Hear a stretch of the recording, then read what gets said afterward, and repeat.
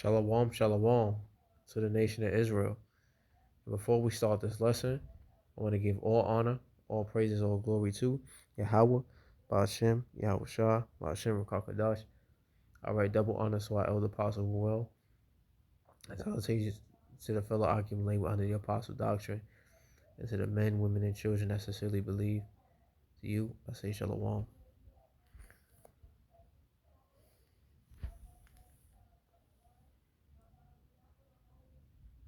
So, it's going to be a short lesson. No one's edifying. But we're going to start with the book of First Corinthians,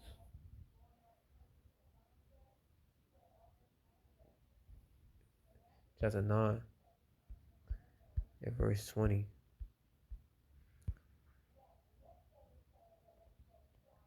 And unto the Jews I became as a Jew, that I might gain the Jews. Okay?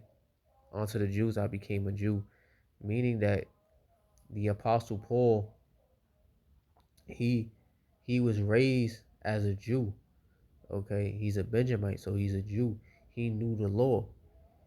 All right? He was raised under the law. Okay? So when he's speaking to the Jews, trying to convert them into the faith, bring them into the truth, he's gonna refer back to how Yahweh Shah was talked about in the law to gain them into the faith. Continue on, it says, unto the Jews I became as a Jew, and I might gain the Jews. To them that are under the law, as under the law, that I might gain them that are under the law. So what that saying is, he said that I might gain the Jews to them that are under the law. Because even though the Apostle Paul wasn't under the law, he kept the law, but he wasn't he wasn't like a Pharisee or a Sadducee, right? So this is the time now where this is the Apostle Paul when he's the apostle. Okay, when he's the apostle. So now the Apostle Paul, he basically saying that when he speaks to the Jews, he's gonna go into the law because they're under the law, but then he's gonna show how the law how the law refers to Yahweh Shai, how it goes back to Yahweh Shai, and what it really means in the law when it refers to Yahweh Shai. Okay, so let's read that again. And unto the Jews I became a Jew. So we knew he's a Jew, but what is he saying? He's saying that I'm relating to the people. So when I speak, so what he's saying is when he speaks to the Jews, he act as a Jew. Okay, because he's already a Jew. He's from Jew, just short for Judah, and the Hebrew is Yahweh, which means Judah, Benjamin, and Levi. Okay, so as we know, he's from the tribe of Benjamin. See if I can find that. He's from the tribe of Benjamin.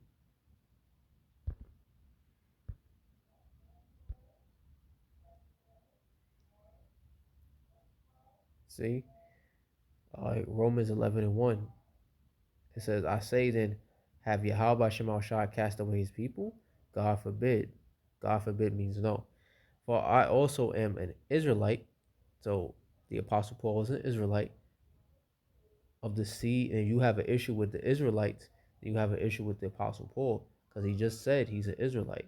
For for I also am an Israelite of the seed of Abraham.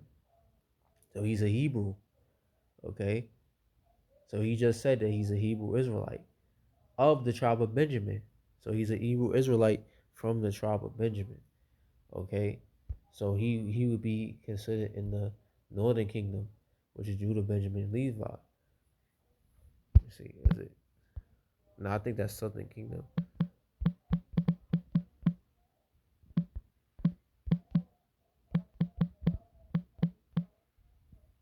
Yeah, Southern Kingdom.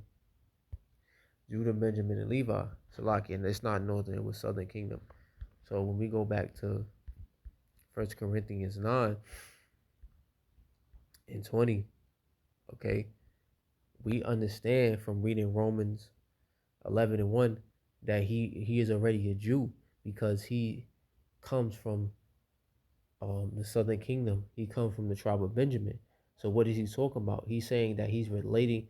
He knows how to speak to the Jews. All right, okay. He know how to relate to the Jew, how to talk to the Jews, and going into the law to show them how Yahweh Shah is talked about in the law. Let's read it again. And unto the Jews I became as a Jew, that I might gain the Jews. To them that are under the law, as under the law, that I might gain them that are under the law. See, he said it. He says it here, um, that I might gain the Jews. Okay, so he's trying to bring the Jews into the truth. Those that know the law, those that was raised under the law. To them that are under the law, okay, which is primarily Judah, Benjamin, Levi, the southern kingdom, right? To them that are under the law, as under the law, meaning like you, meaning they were they strictly followed the law, okay? They wasn't in the truth. They didn't know about Yahweh Shah. They didn't know about the faith, okay? So these would be people that are considered today like Old Testament Israelites. That's what he meant by Jews, like how you have it today, Old Testament Israelites. Okay, so it says, reading from where I left off, that I might gain the Jews to them that are under the law, as under the law, right? So he's showing them how Yahweh Shah is talked about in the law, that I might gain them that are under the law, right? So this is all. So he's showing how Yahweh Shah is in the law and how faith plays in the law, so that he can bring them into the truth. Okay. Verse 21, it says, to them that are without the law. So these are talking about the Israelite foreigners. Okay. Because this is talking about the northern kingdom. Because the northern kingdom, right, they make up the majority of the Israelite foreigners, or the Gentiles. Okay. Which means that they wasn't raised under the law. They don't know about the law, right? Because they were taking on the fashions of the heathen, the ways of the heathen, particularly the Greeks. Okay, let's back this up real quick.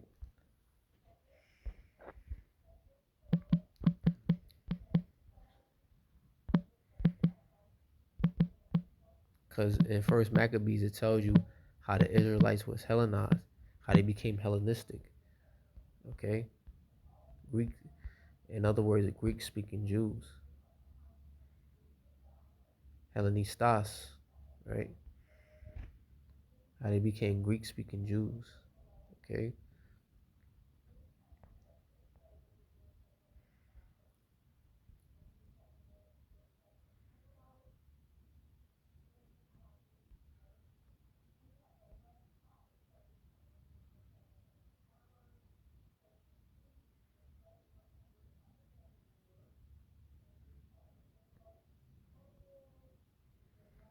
look at this. This is uh this is when King Antiochus IV came into power, right during the time of the Greeks. I'm gonna start at First Maccabees 1:11. In those days went there out of Israel wicked men, who persuaded many, saying, let us go and make a covenant with the heathen that are round about us. For since we departed from them, we have had much sorrow. You see? So this was the start of these Israelites of Israel following the ways of the heathen. This was the start of Israel becoming um like Greek, becoming Hellenized. Okay? So this device pleased them well. Then certain other people, that's why I said certain other people. So this wasn't all Israel, but certain Israelites, the wicked amongst our people, they wanted to be like the Greeks. Okay. Verse 13. Then certain of the people were so forward herein that they went to the king, who gave them license to do after the ordinance of the heathen. License means permission. So they got permission from the king, King Antiochus IV, to do what? To follow the customs and fashions of the Greeks. The heathens being the Greeks. Okay?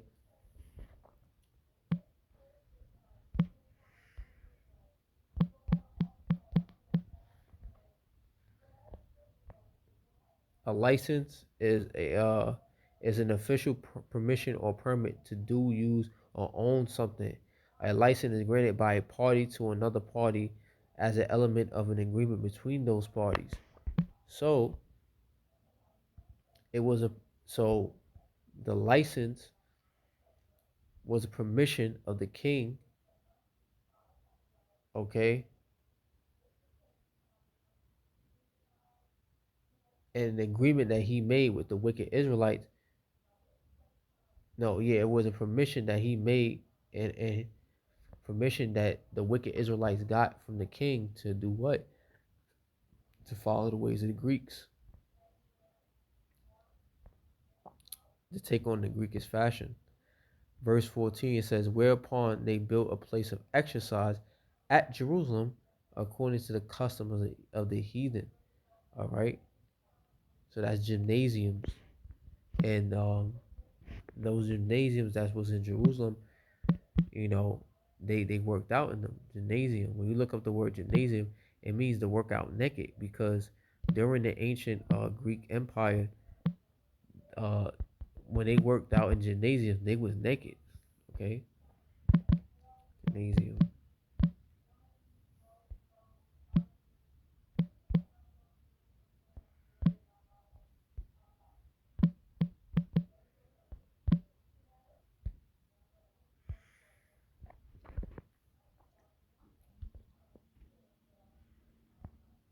It say it pertains to athletic exercise, and also too, what the verse 14 tells us is that this is when the Greeks, this is when these wicked Israelites through the Greeks started to introduce Israel into sports. That's when they started heavily getting into the sports. You know, it says gymnastics. Well, I'm looking for gymnasium, right? It says a place of exercise,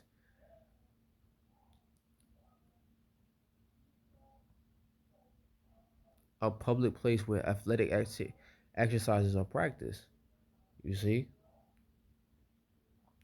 bodily exercise, to exercise or train, literally, figuratively, literally to train naked.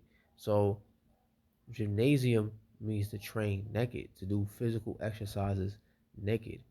All right. So when they was in these gymnasiums, these wicked Israelites, they was butt naked, okay, doing exercises, you know, naked, because that's how the Greeks were, okay. They they did they exercises in the nude. All right, that's what gymnasium means. Verse 15 it says, and made themselves uncircumcised and forsook the holy covenant and joined themselves to the heathen and were sold to do mischiefs. Okay?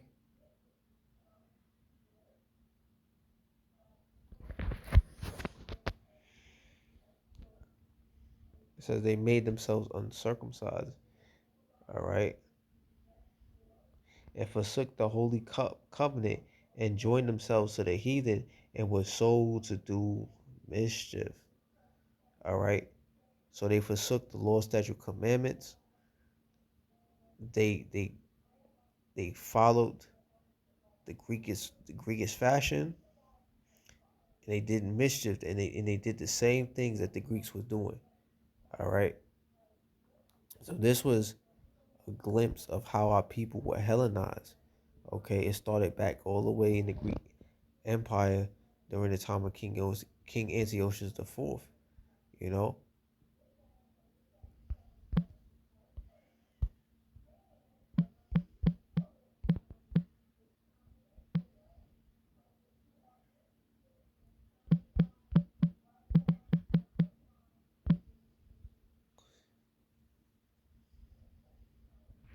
See, now look at the scripture again. When you go to First Maccabees 1:15, it says, "And they made themselves uncircumcised, and forsook the holy covenant, and joined themselves to the heathen, and were sold to do mischief." So how did they make themselves uncircumcised? Did they put their foreskins back on? No. Uh, this is BibleSchools.org. It says what the Bible says about uncircumcised heart. It says,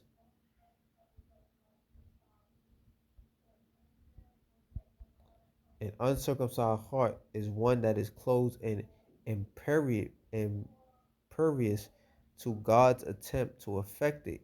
It resists them, which is why," and this is talking about Acts 7:51 to 53, right? With disciple Stephen, right? It says, "Which is why Stephen calls them stiff necked. A stiff necked person is unyielding.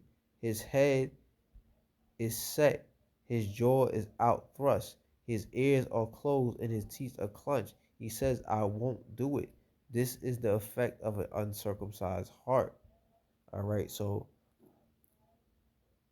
an uncircumcised heart is a person who's stiff necked, they hard headed, they refuse to get right with the Most High and His Son, and that's how these wicked Israelites they be made themselves uncircumcised, meaning that they close their hearts to the Lord. They wasn't trying to they wasn't trying to get right with the Lord. They wasn't trying to do any of the things the Lord commanded them to do as Israelites. Okay, making them stiff necked, making them uncircumcised. All right. So let's go back into First Corinthians 9 and let's go to 21 now. It says, "To them that are without the law," now we know that's talking about the Israelite foreigners, the Gentiles who who were Israelites that took on the ways of the Greeks.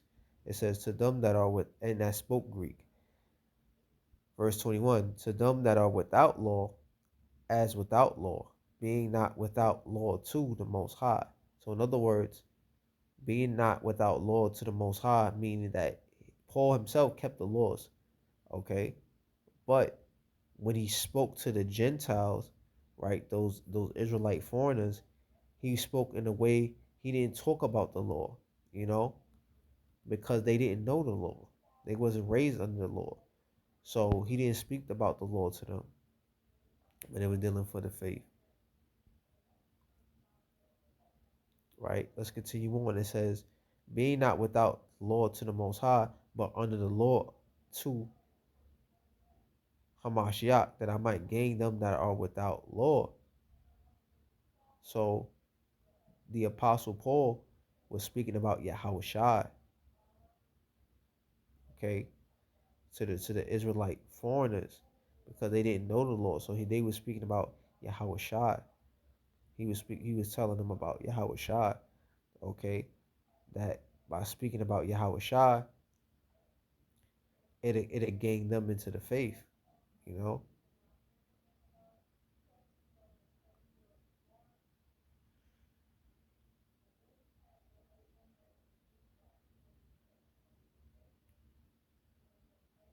right?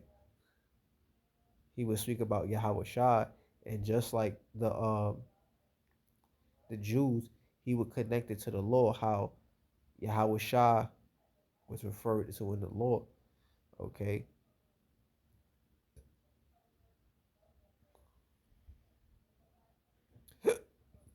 so he was Salakit. I ain't meant to say that. I meant to say he would talk about Yahushua to them. He would relate. He would relate to them through Yahushua. So by talking about Yahushua, he would he would do that in an attempt to gain the Israelite foreigners, right, the Greek speaking Jews, into the truth. Verse 22 it says, "So the weak became I as weak, that I might gain the weak. I am made all things to all men, that I might by all means save some." Okay, so in other words, Paul saying he know how to relate to the people. All right, he knows how to adapt and relate to people so that he can win souls for Yahweh Shai. All right. So that was just how the Apostle Paul teach. That was his teaching style. Like he'll relate. He'll speak. He know how to relate to the people. He is speaking with words in a way that they can understand. Okay, so that's about it. I want to just bring that out through the spirit. You know, you know, to relate right how the Apostle Paul teaches, so that brothers that may be listening to this lesson can can pick up some ideas on how they can teach better, right? But that was about it. With that, I give all honor, all praises, all glory to Yahweh, Bashem, Shah, Bashem, Kadash. So next time I say Shalom. Shalom, Israel. Shalom.